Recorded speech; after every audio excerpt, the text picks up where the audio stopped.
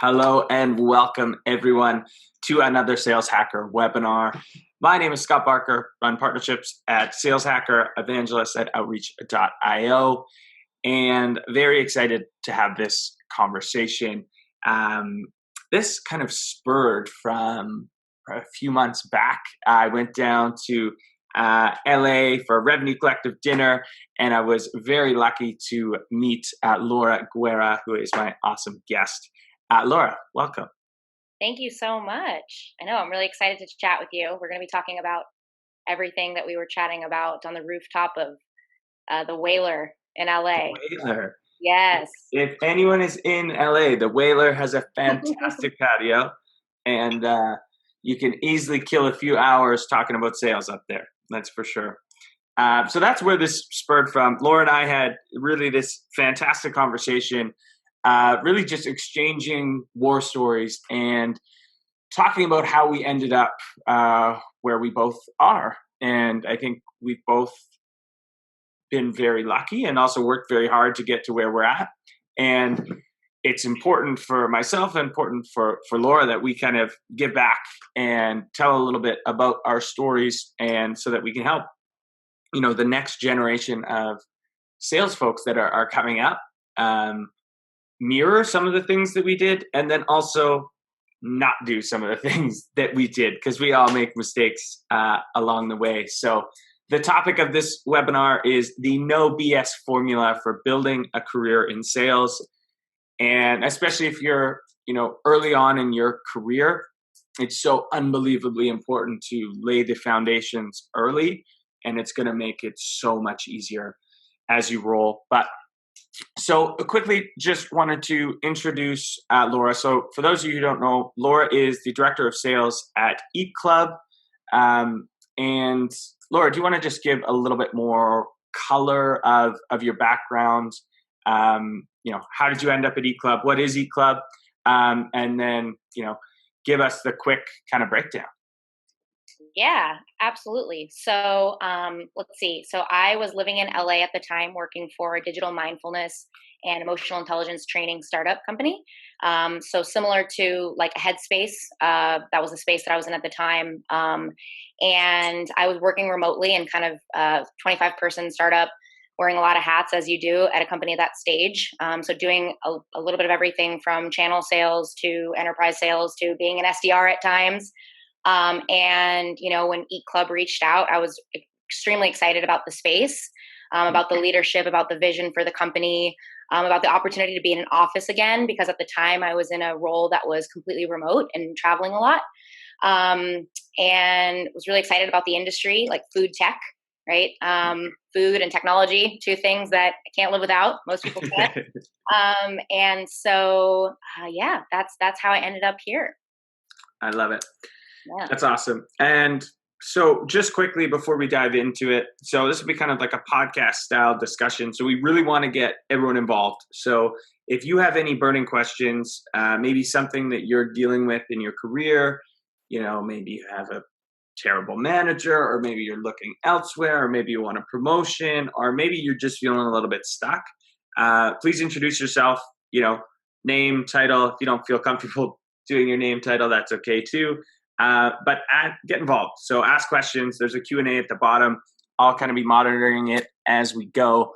But we do want to get the community involved. So please get involved.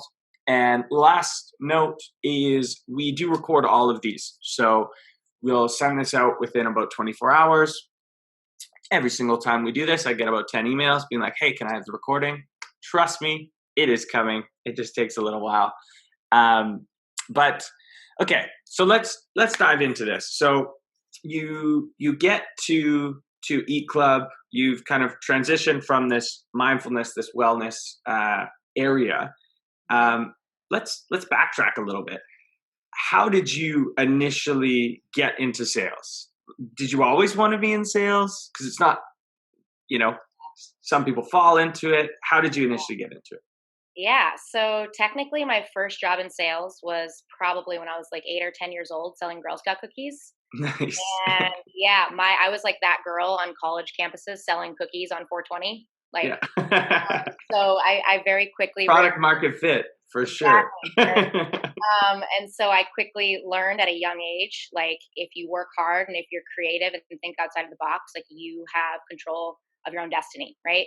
Mm, And so my mom was in sales, and so she kind of, she taught me that. And then my dad was in the military, right? And so he's like, hey, well, if you're in the military for 25 years, you can become really well respected. And I was like, I don't want to wait 25 years to get a promotion and to be well respected, right? And I don't want to be rewarded based on tenure. I want to be rewarded based on my performance. So, kind of with my parents' background, that's where I learned. So I always wanted to be in sales. And my first job at a school, I worked for a big global manufacturing company. So we sold manufacturing ergonomics equipment and consulting. So things like height adjustable desks, ergonomic chairs, and so forth into global companies.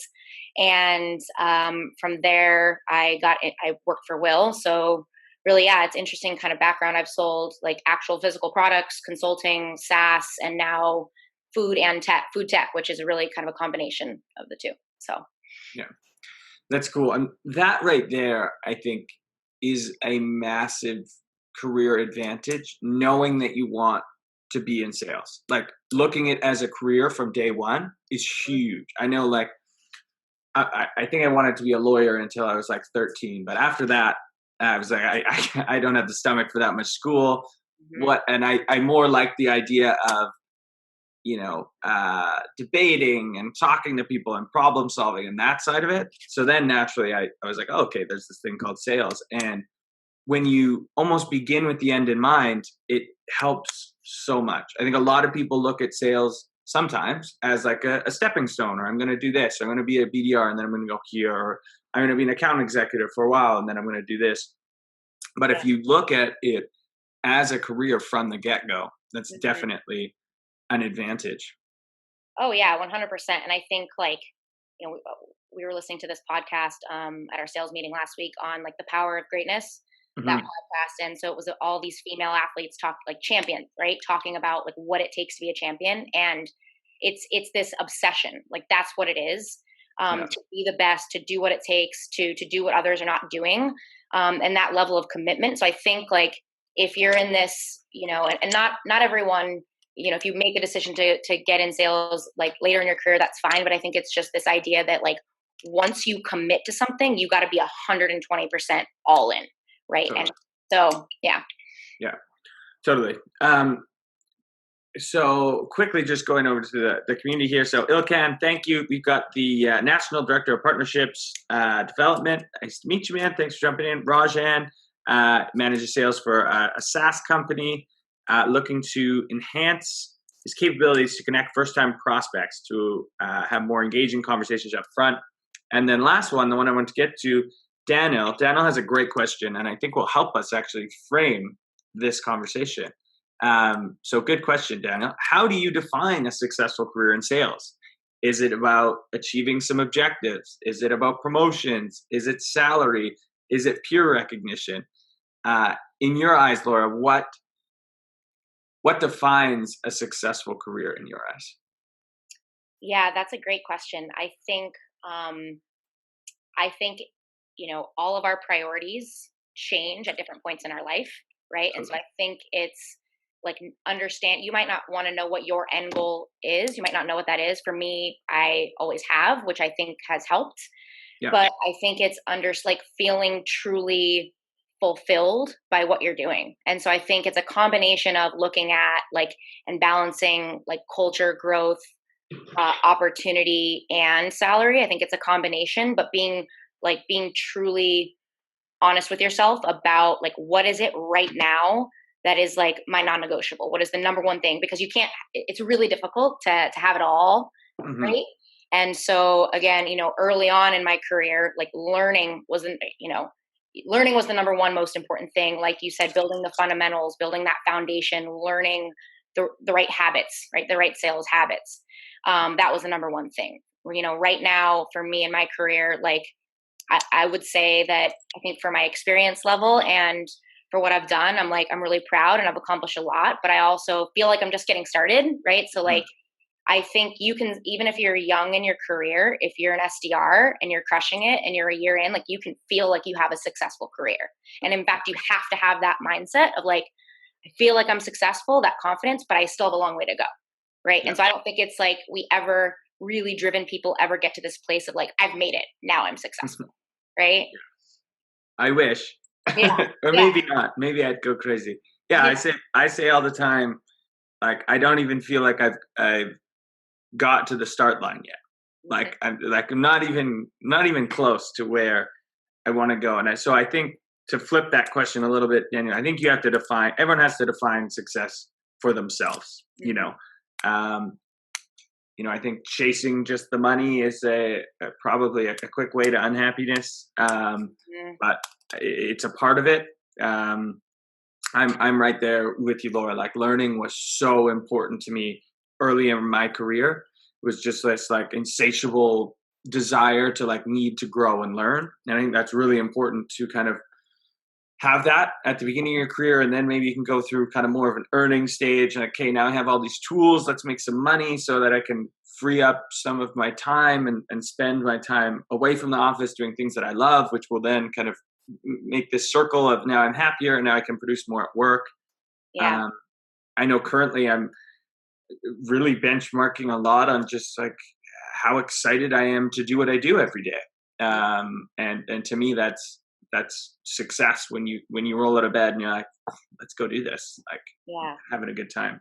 Yeah, absolutely. Like I think, again, I think it depends on your priorities change throughout life, right? And so I think at the early stages of your career, for me, it was like learning, and then you know, and I'll just, I guess, go ahead and share this story, which Yeah. is when I was at Human Scale, I had the opportunity to open up an office in San Jose, build out a team. It was like kind of what I thought was my dream job.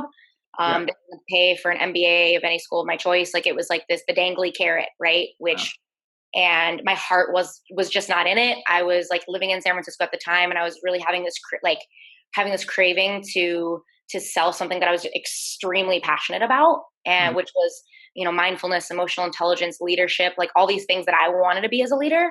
Mm-hmm. And so I took like, despite like, I think some probably on paper would say, well, why didn't you take that job? Like that's success. But for me, like that's not what it meant. Like for me, it was being a part of a community and organization that I could really get behind the mission at that time, right? And I achieved those things. Like I loved it. It was great. I learned a lot. And then it was kind of my priorities reshifted when I joined Eat Club, right? So it's constantly evolving. Yeah, totally. Again, I think it goes back. You have to internally define it. I think if anyone else, no one else can define it for you. Yeah. And we've got some great questions rolling in, which I love it. We've got like 20 questions already, and we'll get to as many as we can, so don't worry. But what I want to know is if you had a time machine, and if you could go back to those first few years where you're in sales, what would you change to set yourself up for maybe an easier road? What's the first thing a new seller in your eyes should do? It's a great question. So I think the most important thing to note is like sales is not an easy road, right? And that's why the people who are successful, really successful, like that's why it's a very lucrative career, right? That's why people want to get in sales, is because it can be financially very beneficial. And so I think it's just important to note that regardless of what company you join or what path you take or how great your manager is, like it's not going to be easy. And so I think what can make it a little bit easier though is like setting up proper expectations up front, right? And so I think, what I would suggest to newer sales folks is like when you're going into an interview, like that's your opportunity to interview the interviewer. And so often, like I hear these like, canned questions at the end, right? They always say, that's the most important part of an interview is the questions that you ask, right? And I truly believe that. And so many people ask the same questions, like, what do you look for in a top salesperson? And why did you want to join Eat Club? And I think that's an opportunity for you to, really qualify the company. And people are like, for you to say things like, hey, not only like, what are your expectations? Like, how many AEs do you have? How many of them hit quota last month or last quarter? Why do you think they didn't hit quota? And if, as a manager, if they're saying, oh, well, they didn't work hard enough and they didn't do all these things, like, that's partly on the management team, right? So like that, if that person's sitting there not taking any ownership of that, you're really going to get a sense of like what you're getting yourself into, right? And so maybe you still want to sign up for that, or maybe you don't, right? And so that's really a good chance for you to qualify, to understand, okay, this is going to be a tough manager, this is going to be easy manager, and really ensure that you are setting up proper expectations for that decision that you're about to make. Yeah, totally. And one's not necessarily even better or worse than the other one, right? Like, I've had hard managers that I'm so grateful for, and I've had easy ones that I'm like, ooh, I think my habits kind of started slipping there. And it was an enjoyable, it was a fun work environment. I had a blast. It wasn't overly stressful, but you see the benefits and the pros and cons of both, right? Yeah. And I think like what it comes down to is, like when you join a new company, it's sunshine and roses, and you get your awesome swag, and then you have your ramp, and then it's like, oh shit, I actually, have to sell now. And so like, again, up front, if you can ask really thoughtful questions and be extremely clear on what your expectations are, and based on the status quo of the company and of the team right now, how likely is it that I'm going to be able to achieve that? Like, setting it like that's going to enable you and like pave an easier path, because you know what you're getting into, versus like, oh, I didn't realize that what I was getting into and all these other things, Yeah, so. totally. Absolutely. I think you should, after your interview, maybe after your final interview, you should be able to see a 30, 60, 90-day path to success. Like, you should be able to have enough information, how many calls you're making a day, how many, what is the conversion rate. You should know all of it so that you could, if no one else was there, you could walk in and you had no training, you could have a 30, 60, 90-day path to success. Yeah, definitely. Yeah. Other thing for me, a few things there is, I think early in your career, it's really essential to create those habit structures that will carry on with you for the rest of your career. Habits are really important. Personally, I would probably get into tech earlier. That's hard. Like, I bounced around a little bit in my career, which I think is fairly common. You try and find your thing. I think, tech is a really good place to be right now if you're in sales. And when you do find your industry and stick in an industry, it is easier to accelerate growth for sure. Yeah, absolutely. I think to those 2 points on the learning and growth, like, for any golfers on the line, I was lucky enough to get lessons as I was young. My putting is still horrible, but I I established. need you to teach me. I'm just getting into golf. Let's do it when you come to play. We'll do it. Okay, sounds good. So, but I have some friends that were self-taught, right? And so we go to the driving range, and like they do this, like this one guy does this like crazy thing with his hips, right? And so because he got into bad habits early, it's really hard for him to kick, even though he practices a lot now, right? And so to your point, for someone like me who's like really extroverted salesperson, I get really passionate. It was hard for me to learn how to like calm down and listen, right? And ask thoughtful questions at a young age when I was really excited about what I was selling. Totally. So that was something that, I had really good coaches and mentors kind of training me on at a young age, that even though that's kind of contrary to what comes naturally for me, that has stuck with me throughout my career. Yeah. And that's huge. That right there. Earlier in your career, if you can just hammer into your head, slow down, slow down, slow down again and again. You just slow down your speech. You need to slow down your brain. You need to slow down everything. I remember getting that. I was the same way as you. I would always just talk so fast and like would basically black out on a cold call and would not know how to go. And it would always just be like, okay, Scott, you need to slow down. And once I did, everything became a lot easier. Yeah, absolutely. And then I think to your point of getting into tech, that was a really interesting jump for me, going from like manufacturing to tech. Yeah. And I went from a big global company with lots of structure and lots of process to like, hey, like here's, Salesforce, and here's your sales engagement tool, and like here's a bunch of other stuff that you like. I didn't even know how to use a MacBook Air. Like, go figure it out, right? Hmm. And but that was really pivotal in my career, and that was part of what kind of landed me at Eat Club, was that experience. Because once you join tech, like you can either stay in tech forever, or you can easily jump to medical device sales or pharma or really anything else. Yeah. Getting that experience. Yeah. Totally, and that's a good point. And there's there's a million different industries you can get into that are amazing in sales. But I think you're right. It's much easier once you've been in tech to jump to other industries. It's not as easy to go build a career in another industry and then jump to tech. So it's kind of this one way kind of bridge a little bit. Yeah. And okay, so I'm going to go to the community. And then, sorry, last point on that, just something that personally helped me was when you get into an organization, no matter how young you are, meet absolutely everyone and take everyone for coffee. Everyone in the office. Doesn't matter if they're an engineer, doesn't matter they're in marketing, doesn't matter where they are. Mm-hmm. This helped me so much understand and start getting the big picture so that I could start thinking, even though I was just a BDR, I could start thinking like how my manager thought and how the directors at the company thought, and just everyone's different priorities. And it gave me this fuller picture. Yeah. And then also very practically helped me one time when the startup I was working at ran out of funding, and they axed literally half of the entire company. There were 60 people let go in one day. And the people that helped me get interviews, like literally the next day, were from completely random departments. And they're just people that I had made a connection with. So that's another one that's super important early on. Yeah.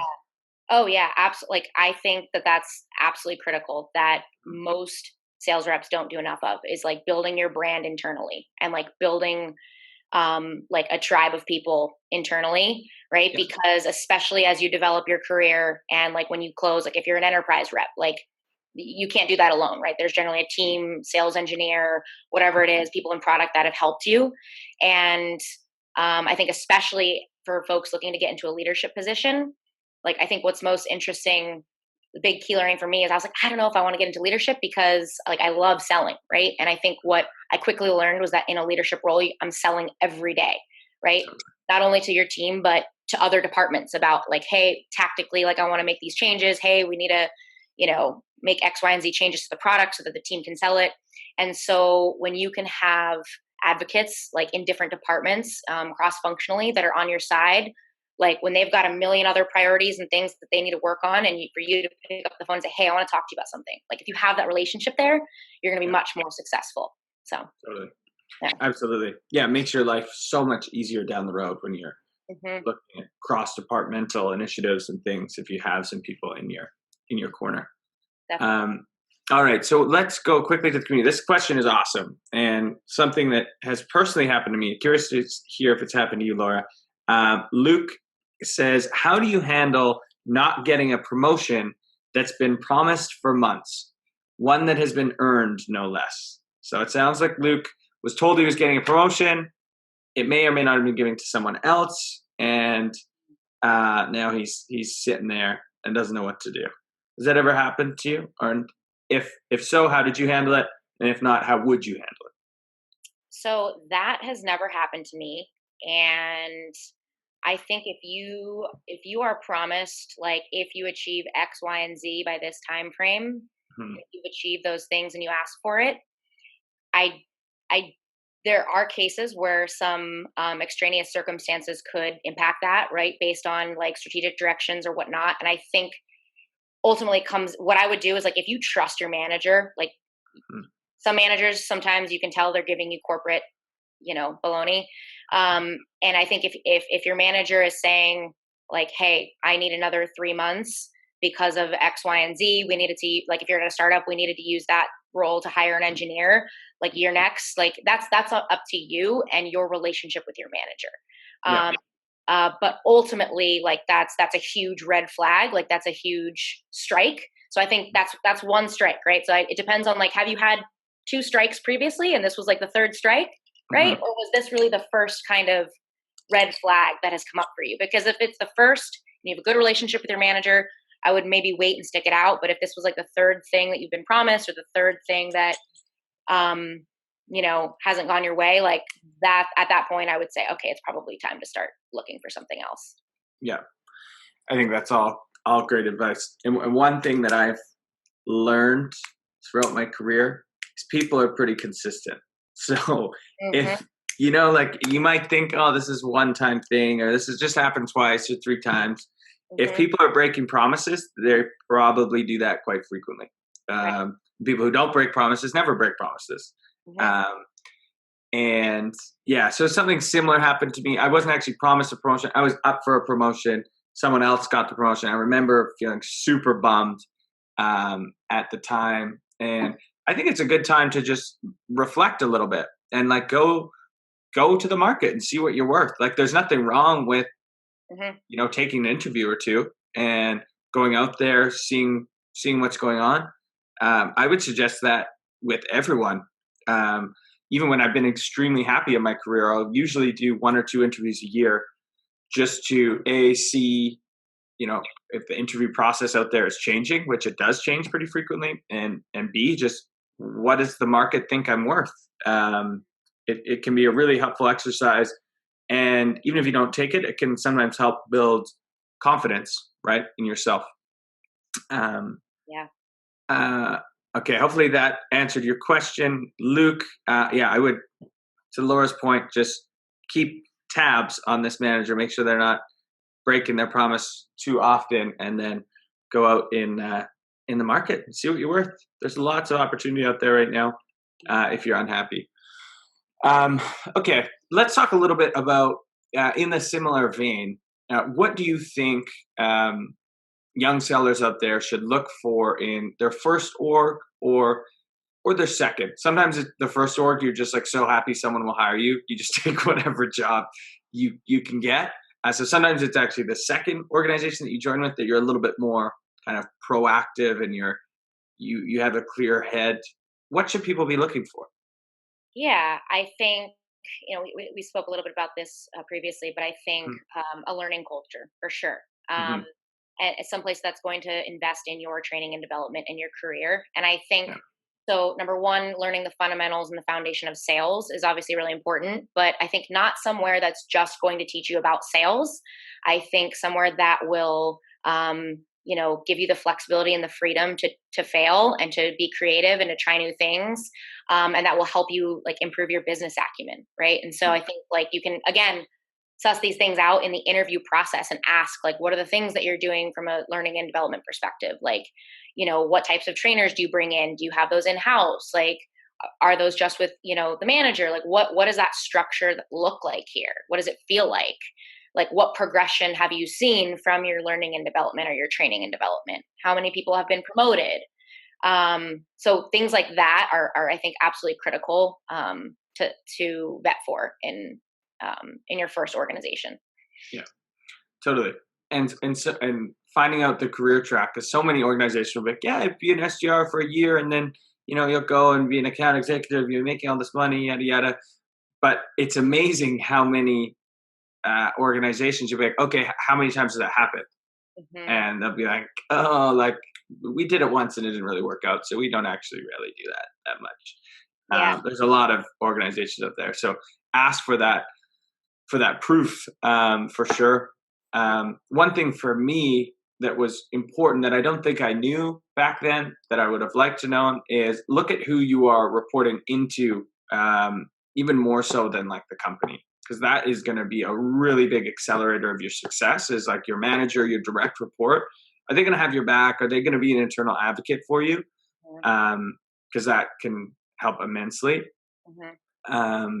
And then the last point on that is, I know when I was younger, sometimes job titles were really enticing.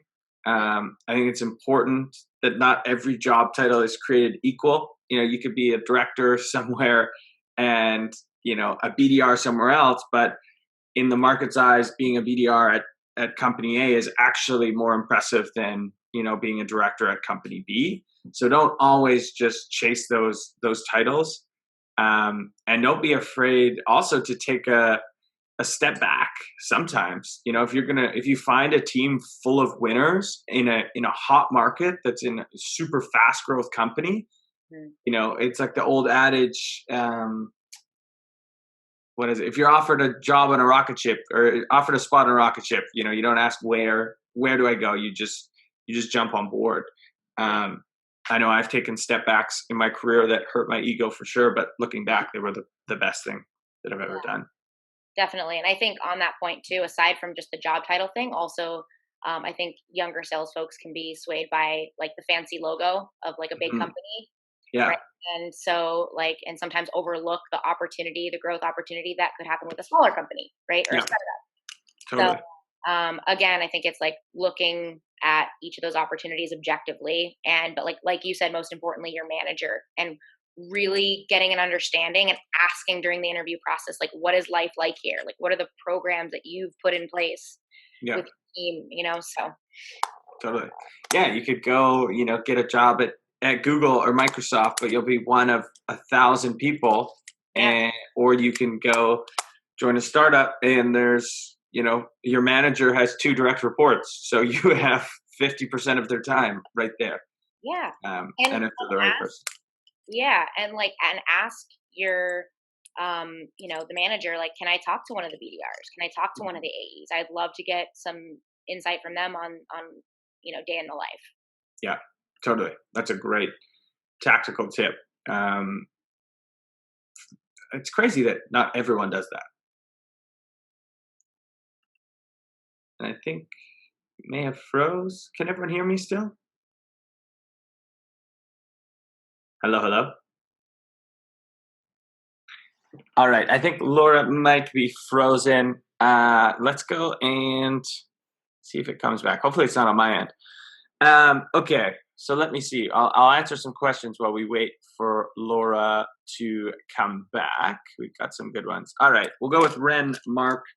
Ren decided to transition into the tech industry in sales, and you just completed a rigorous 12-week training program with SV Academy. Love SV Academy. They're a really cool program they're doing. Learn many concepts that help with your sales career.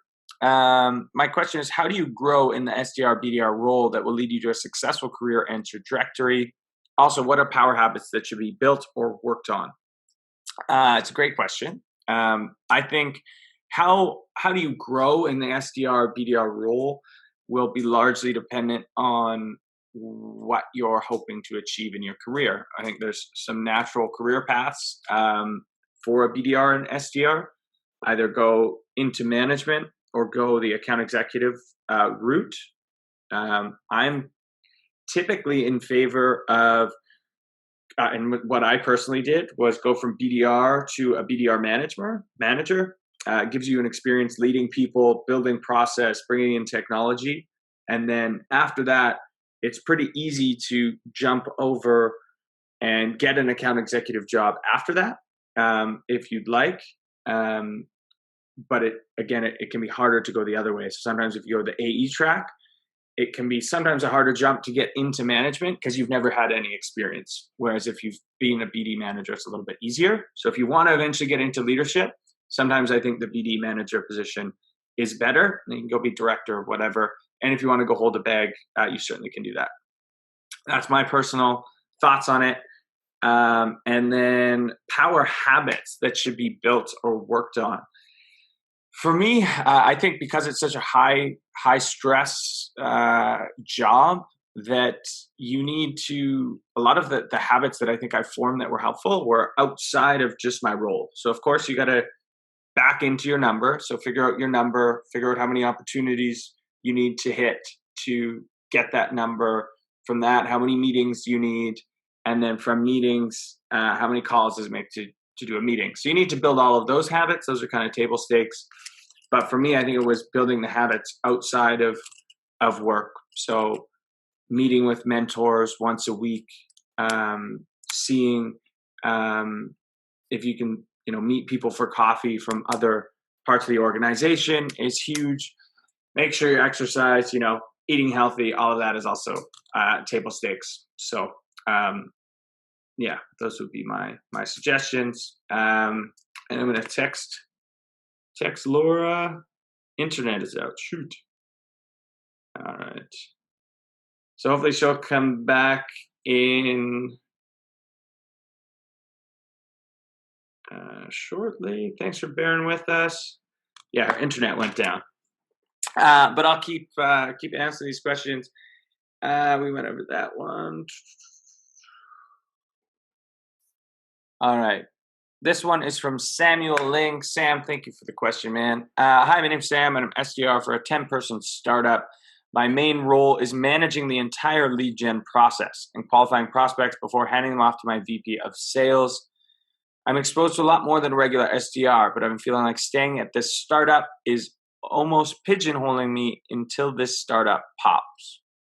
Yeah, makes sense. There's a pros and cons to staying here, but in your opinion, what would you venture out and explore AE roles, which have already been offered in the past, or would you stay and continue learning how to build a company from the ground up, hoping that these opportunities will arise? Yeah, that's a great question. Me personally, I think the experience that you're getting right now is extremely valuable, especially if you're, working directly under the VP of sales. Laura, I'm back. you're back.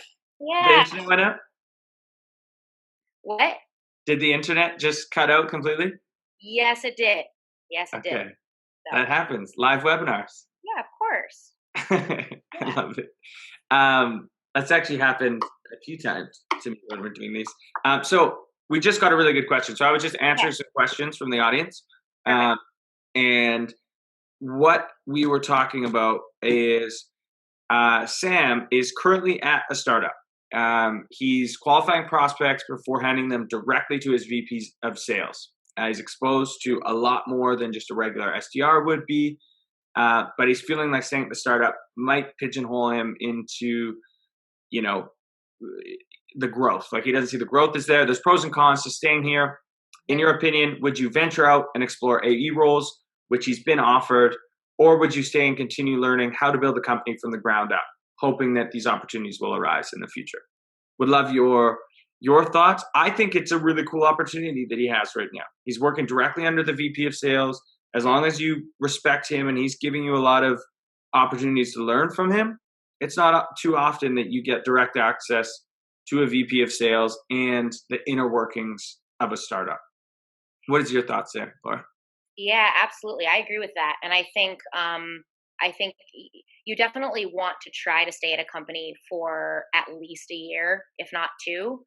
Mm-hmm. I also think it's important for people to remember your resume is your personal story, right? Like we all know the power of storytelling, and it's so rare that I see a resume come across my desk where people have been promoted from within, which is so millennials have this bad rap for just jumping ship too early, right? And so I know that can be really easy to do in today's job market where we've got recruiters hitting you up, especially if you're in tech, left and right. But I think, it tells a really powerful story if you're able to stick things through when they get hard, right? Like if your manager kind of sucks, but you're learning a lot, you're growing, and ultimately the pros outweigh the cons. Sure, could you get an offer for 5K more if you jump ship right now? That doesn't necessarily mean you should leave, right? Because the long-term benefits could outweigh some of the frustrations that you're dealing with right now. So I would definitely suggest wait it out until you've achieved some sort of growth there, right? If it's been 2 years and you're doing a great job, you're hitting quota and you're not growing, you've been promised those promotions that you haven't seen, different story there, right? So I love that. Taking control of your narrative is so unbelievably important, like your personal story. So when you think of your personal story from start to where you're at now, does it make sense that you would stay and battle this thing out? Would you want the, protagonist in that story to stay and get really gritty and, battle it out and until, maybe something happens and then it's normal for you to move on. But if there's a weird feeling in the story, it'll also come across weird when you're interviewing and you're telling it back. So that's a great point. Okay, so let's talk about how we can set ourselves up for that promotion. So two-part question. Mm-hmm. How can I set myself up for a promotion? Let's say I feel like I'm doing all the right things. No one's knocking on my door though and saying, "Hey, it's promotion time." How do I set myself up for a promotion? And how did you personally make the jump into management? Yeah. So I think setting yourself up for promotion, there's, I think, two questions that you want to ask yourself. The first is, am I consistently performing? Right. And I think like you've got your A players that are consistently performing, and you've got some people that like had a good month and a bad month and a good month and a bad month. Right. And so ultimately, can you answer the question, am I consistently performing? If the answer is yes, great. Doesn't hurt to ask, right? And at least bring up the conversation of what do I need to do to get to the next level. And then the second question is like, am I a driving force in this culture? Meaning, like, do I go above and beyond to do things that aren't in my my job responsibilities, right? Like, am I helping train new hires? Am I like putting together, trainings for the team, identifying process improvements with our prospecting tools or whatever it might be, right? And so if you can answer yes to those two questions, like absolutely go set up a meeting with your manager right now. Yeah. I also over the years I created something that I like to call like my portfolio of awesomeness, and highly suggest everyone do this right after this webinar. And what this is like, when I was an individual contributor, like we've all gotten like thank you emails from customers, right? Thank you so much. Been great working with you. You're awesome.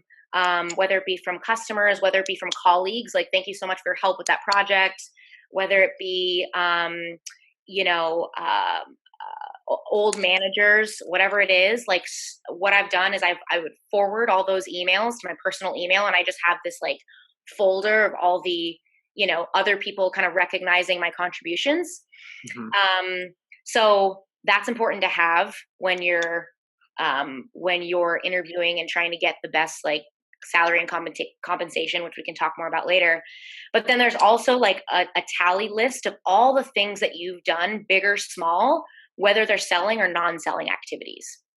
And I think, because again, like you're expected to perform, you're expected to hit your numbers, but if you're like going above and beyond to help identify process improvements on the team, area and ways we can improve culture, like that is invaluable, right? And if your manager doesn't care about that, like you're probably at the wrong company, right? Yeah. And so like, and sometimes like I forget about all these like small things that the team does that add up. So like come to your negotiation with like, hey Scott, really appreciate all the training and guidance and support you've given me. I've worked on X, Y, and Z things that we've talked about over the past year. Excited to share that I've accomplished those. In addition, I know that like creating a really strong culture is really important to you, and it's important to me too. Here's a list of the things that I've done to help do that. I know that you're aware of these, but just to kind of put pen to paper here, right? So then it becomes a broader conversation in assigning value to you as an employee aside from just your numbers, because in today's economy, it's a lot like valuable people. It's a lot more than just that. Yeah. So. I love that. This is why I love hosting these webinars, because I learn so much, and I am going to create a portfolio of awesomeness right now. I love that idea. That's such a good idea, because I do like, I've done that. Like every time that I'll go and ask for more, a raise or promotion, whatever, I'll go and like have to backlog that, and it will take like a long time to get all of these things. That's amazing that you had the foresight to pull that all together. So that is huge. Everyone out there, create a portfolio of awesomeness. I love that. And not only is it beneficial for promotions, but also when getting a new job, right? Because a lot of times it's you talking about all of your achievements, and like what's going to speak louder than like somebody else. Like if somebody came to me in an interview with 3, 4, 5 emails from old managers, from customers, saying all these detailed things about how great they are, like I would be blown away, right? So yeah, it's funny. That's actually how I got this job at Sales Hackers. I made a pseudo Sales Hacker webinar that had all of my old bosses in it and quotes from all of them, which went a long way. That's perfect. I love it. So yeah, I totally agree with everything that you're saying there. Obviously consistency is like table stakes. Like you don't come to the table if you're not being consistent. but you mentioned so many good things that everyone can help with, regardless of role, right? There's morale. Like, are you the one that is always positive and, getting the team and the troops pumped up? Recruiting is another one that anyone can help with.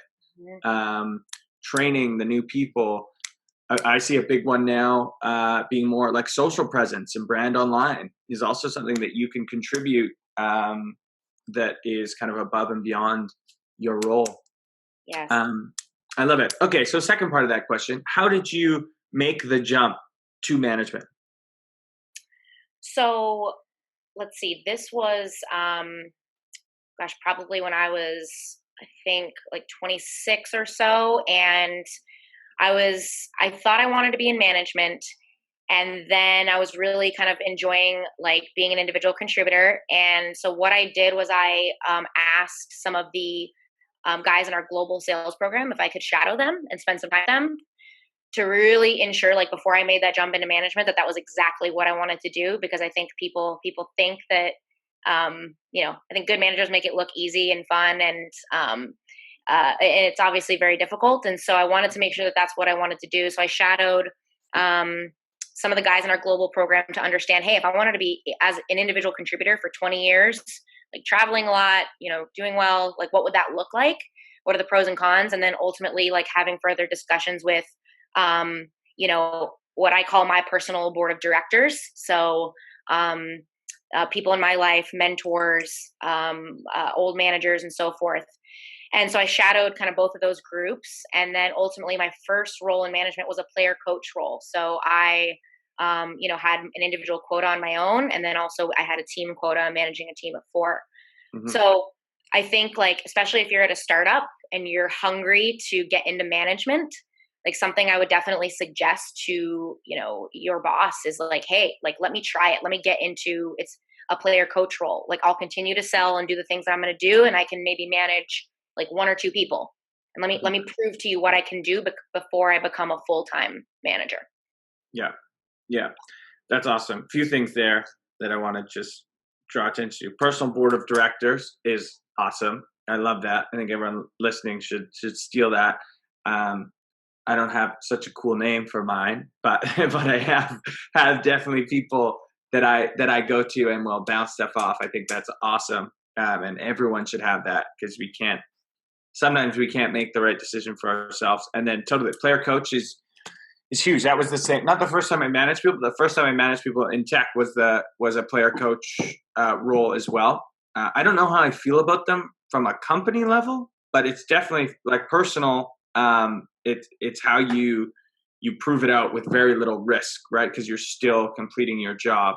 And yeah, I think the more you can take management tasks as you're completing your job shows that you're ready to take on increased workload. Yes, absolutely. Absolutely. Okay, so we got like 12 minutes. We got so many good questions. So what do you think that you did really well? So you have been very successful. What are the things that like you're really proud of that you're like, okay, I did this well, and I would encourage others to do the same in their career? I think, and it's funny, Justin Welsh actually just posted this on LinkedIn today. And that, Love Justin. Yes, same. And if you don't follow him on LinkedIn, you should. Do it. But he posted that your network is 10 times more valuable than you think it is, and that was like, as a young seller, that I really took advantage of every single person that I met. And again, I built really good. I think in today's world, like in a segmented sale, like where it's like SDR, BDR, AE, like AE will sign the contract, and then you never talk to them again, right? Yeah. And what I would do, I would continue to send thank you emails. Hey, just checking in, thought of you. And in fact, actually tonight I'm having dinner with a woman who she was the head of HR at PBR, the beer company. And Nice. Now she's head of HR at a big entertainment company, right? And so because I just maintained that relationship, I just cared and just took the time to check in with her, as I do with like a lot of other folks that I've worked with before. Like I have those relationships. And so I think that's another benefit of staying not necessarily in the same company or industry, but selling to the same persona or same stakeholder group, is Yeah. those have those relationships for a long time. So I think building relationships and actually making a conscious effort to maintain those relationships is one thing that I've done really well. And then asking for help, like not being afraid to ask for help when I need it. From my personal board of directors, like those are people that I've asked help for career advice, asked help for negotiation when applying for a new job. When I got in a pickle at work, like, and I thought that my emotions were getting the best of me. I'm like, is this reasonable for me to be getting upset about this, or is it right? So like, just using those folks to better and improve my personal growth and development. Mm-hmm. So I think that's the first is like finding my tribe or personal board of directors externally, and then also internally. Like I make even as a leader now, I make a conscious effort to go to coffee, go to lunch with people in other departments to understand like what are their priorities, what do they care about, how can I help them. We just made the transition to Salesforce about a month ago. And I sent our sales ops team a bunch of Red Bull with like a thank you note, right? Like little stuff like that, like matters. And because you can't achieve success alone. So as a seller, like when you close a deal, like, throw it on your expense report, like buy, your sales support team, like some flowers or like a gift card or whatever it is. I'm sure your manager would be okay with that. Like that little stuff goes a long way because again, like, especially in a leadership role, like can't do it alone. You need a team of people that support you, understand your vision, and you understand their vision. So Excellent advice. I love it all. So don't ever underestimate the power of your network, both internally and externally. Find your tribe. And I couldn't agree more with the last thing of like little stuff adds up. These little moments, they really, really add up. And I think when I look at some of the things that made me successful I think I was really good at knowing the weight of single moments or opportunities that came my way. And you have to show up every day to be able to realize them, even when you don't feel like being there. Maybe you went out the night before, or maybe, you've got personal stuff going on or whatever. If you're showing up every day, opportunities are going to present themselves. And there are certain times in our lives that we're presented with an option or an opportunity that have a largely overweighted significance in our life. Like this one little thing, and I can point to about 5 of them, that these inflection points, if I had zigged instead of zagged, life would be completely different. And it required me to show up every day for just those 5 moments. If you look at it, maybe I could have just gone there, really rocked those 5 moments, and it would have been okay. But, we look at these significant things, in our personal lives, it's easy, like who we marry, where we're born is big, what industry we choose, or things like that. But just look for these opportunities. And when they present themselves, you have to go all in, like above and beyond anything. You got to go, burn the bridges behind you and go for it. So I think that's what I would say is just, be patient, kind of continue to hone your craft every day. And then when you see an opportunity, go in like your life depends on it, because it really will. Yeah. And I think on that point too, like, something else I've never been afraid to fail. And like when you said people are zigging, you have to zag. There was one deal that, I actually went and showed up at the company, and I had a friend that worked there. So she let me in the building, and she's like, I don't endorse what you're about to do right now. And I sat outside of the CFO's office for 2 hours and waited for him to walk out of there. And he walked out, and I was like, Kevin, Laura, this is what I do. Here's a 30-second, elevator pitch. I know that your priorities right now are A, B, and C. Here's what we do. It can help you out with X, Y, and Z. Can you just give me 5 minutes of your time? 5 minutes. That's all I need. Like, I've been waiting here for 2 hours. And he's like, oh, fine. Right. So I use my youth, use your youth if you're younger to your advantage in that sense. Right. And so like these things that other people aren't doing, like just going one level above that, most salespeople would not do that. Right. Like you got to think about like, what are my peers, my competitors not doing? right? So if you can't go to their office, like whether it be like, direct mail, Sendoso, some of the other companies that can help you do that, Yeah. those things are really important. I love that. That's awesome. That makes me happy as a salesperson hearing that story. That's dope. Not a I've stock free, but it's definitely, totally fine. yeah, I've definitely had some goofy stories like that, and then sometimes they make all the difference. And especially, I love your point on using your youth, especially if you're lucky enough to sell into salespeople or even marketers. They'll typically have a soft spot for young people who are hustling because a lot of them came up the exact same way. So use that to your advantage for sure. That's great advice. Yeah. All right, so we talked about some things to capitalize on, things to do. What are some pitfalls to be avoided at all costs? Yeah. So, Scott, have you heard of the crab mentality? I have actually. Crab in the Bucket with Chaos. Chaos' song is about it. It's awesome. But I Yes. will let you tell it. It's because it's a great. Okay. Yes. So, um, I learned this from one of my managers a few years back, and ultimately, for those that don't know, the crabs in a bucket mentality is this idea that when you put a crab in a bucket, it can climb out. When you put multiple crabs in the bucket, when one tries to crawl out, other crabs pull it back in. And when that crab tries to go back out of the bucket again, they'll actually like snap its legs. So it's this idea that misery loves company. And I think in every organization, like that I've been a part of or that my friends are a part of, there are people on your team that maybe it's not intentional, maybe they're not intentionally pulling you back, but they're the people that you're sitting at lunch with that are complaining, and my lead sucks and this sucks and that sucks and oh my gosh, and they are like drowning in this toxic energy.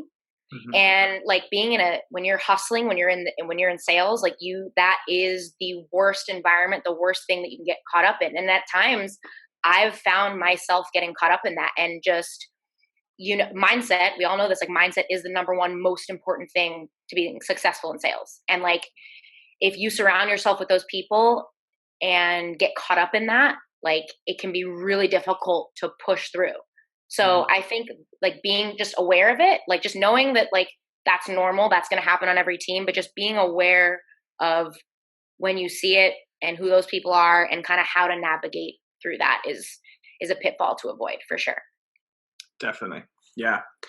I look back and I've been on teams that there was definitely people that were, and it's easy to get caught up because that's like kind of almost like the cool thing to do is like just like talk shit, like, Yeah. but yeah, don't go down that road. It's a quick road to unhappiness and just being unsuccessful. That's Yeah. great advice. Yeah. Yeah, go ahead. Oh no, I was just gonna say like those are the people that that will replicate that attitude at any role or any company they're at, right? Like Exactly. finding excuse, like I don't. It's Those are just the like fear. it's fear, and it's Yeah. like life happens to me, not like I make life happen type of people. And Yeah, I want to be around the I make life happen people, right? totally. Yeah. So I love that. And that was going to be my piece of kind of advice or pitfalls to be avoided. Don't be that person that's looking for problems, right? You're out there to look for solutions. That's it. Like mhm. you need to truly rewire your brain to think like that. Like problems honestly don't exist in my mind anymore. It's Yeah, awesome. It's amazing. And it's just like, and I think it'll, it pisses my girlfriend off, but I'll just say, okay, what's the solution? Like what, okay, yeah, that's awesome. That's it. But that's in the past. So like let's get to the solution as quick as possible. And I think you have to think like that. And then it becomes fun to kind of problem solve versus, dwelling. yeah. And like back to the promotion point, right? Like be one of those people. Go to your manager with, hey, here's a problem, and I've figured out a way to solve it. What are your thoughts? Not just like in your one-on-one, like, yeah, this is a real problem, and this is why I'm not hitting my numbers. Yeah. Yeah. Okay, have you thought about or suggest some ways that we can fix it, right?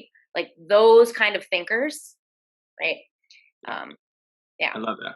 I love that. Okay, we got time for one more question, and we had so many questions. So if you want to continue this conversation. I know Laura is on LinkedIn. I'm on LinkedIn.